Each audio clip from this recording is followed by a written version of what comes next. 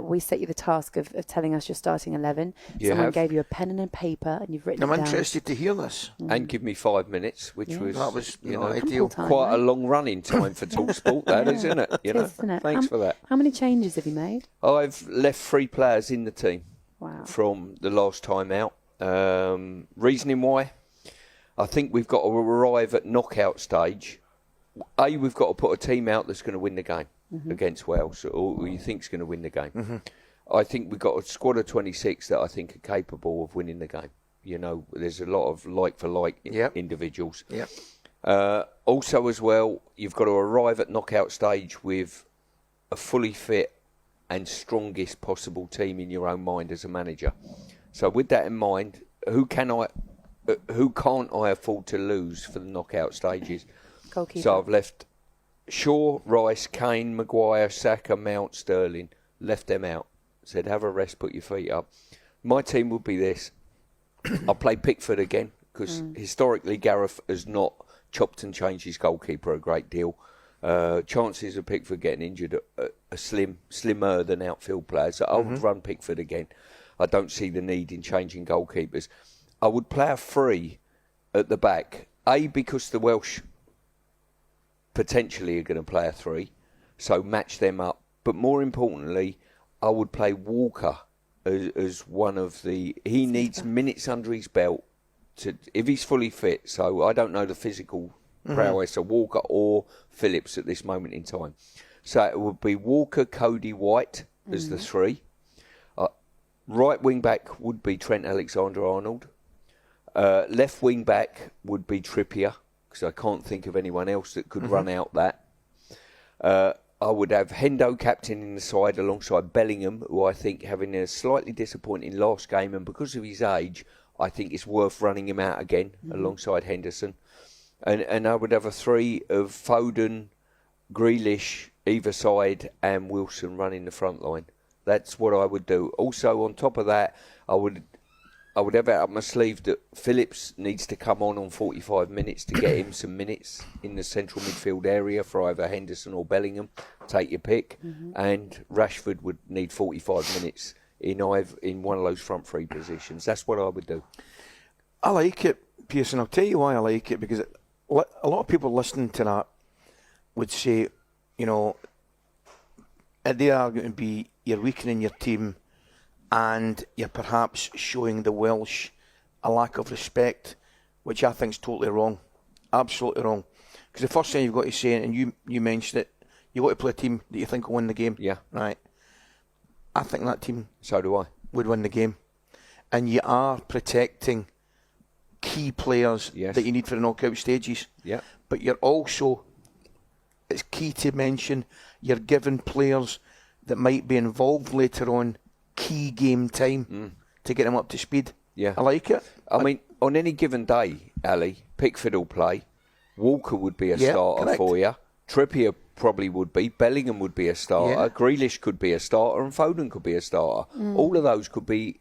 And what makes a team the first team and the second team? Yep. I don't get that. It's a squad game, and you've got to pick a squad and a team within that squad. Subs have been quite important in this World Cup, haven't they? So, what was the stat you told me earlier on, Stu? This is unbelievable, this. Yeah, I mean, I base this on my last 2 years' experience at West Ham, working alongside David Moyes, and we talked about the implications of the impact of the bench. And quite often on a Friday or a Thursday or a Wednesday, leading into games, we picked out 10 and we ummed and ahed over this one or that one, whoever it may be in the team. Should he start him or should he start him? And at the end of it, I turned around and thought, and I said to Dave, I said, in all honesty, it doesn't matter.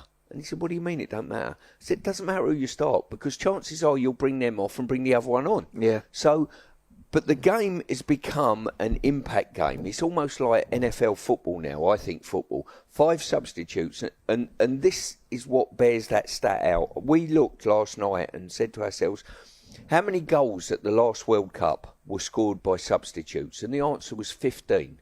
So 15 goals were scored by substitutes in the entirety of the last World Cup. So far, and we're way under halfway through the games at the moment, 17 goals have been scored by substitutes. And I know there's 5 substitutes now in comparison to 3.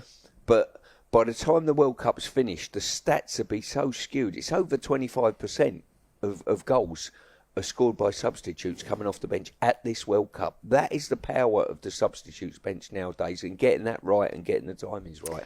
I was speaking to Karen Carney the other day, and she said, Ali, which a lot of people agreed with, that other than Brazil, we probably have the strongest bench in terms of that depth. The only other team that really kind of rivals, she reckons, in terms of your substitutes that can come off the bench is Brazil. Would you agree with that? I would agree with that, yeah. I mean, put it this way, the impact. The first game, what happened in that? Yeah. Wilson come off the bench and assisted. Grealish scored and Rashford scored. Yeah.